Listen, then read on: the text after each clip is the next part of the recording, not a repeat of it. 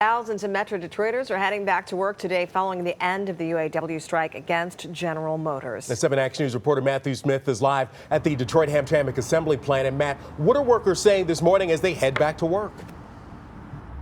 Well, after 6 weeks being out here on the picket line, it is a strange sign not to see folks behind me with those signs. They said as they were heading into midnight shift, they're happy to be getting back to work and earning a paycheck for them and their families. Now, keep in mind, a lot of people saying that they didn't get everything that they wanted, but they did say they were happy with the negotiating team because of the gains they did get.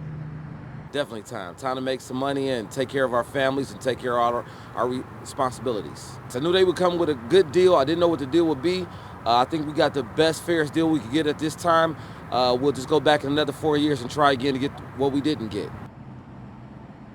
So workers are back on the lines today. That was Mo from the midnight shift out here. But elsewhere, workers were back on voluntary shifts Saturday and Sunday, and that included Flint Assembly. A big reason for that option?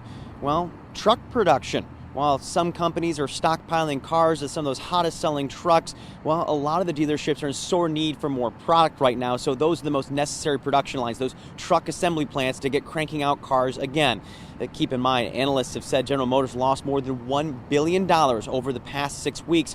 Lost production will likely have a ripple effect that it continues to, something that could cost the company even more money down the line. Now, of course, this is a typical negotiation year. They do this every 4 years. They have to choose one company to start work with, so General Motors was the first up. That means negotiations will now continue. The next up will be Ford. Whether or not we see more strikes will depend on how those negotiations go and whether gains earned by General Motors workers will pass on to Ford workers. If they start rolling those back, there is that still possibility that we'll see more picket lines, this time with Ford workers.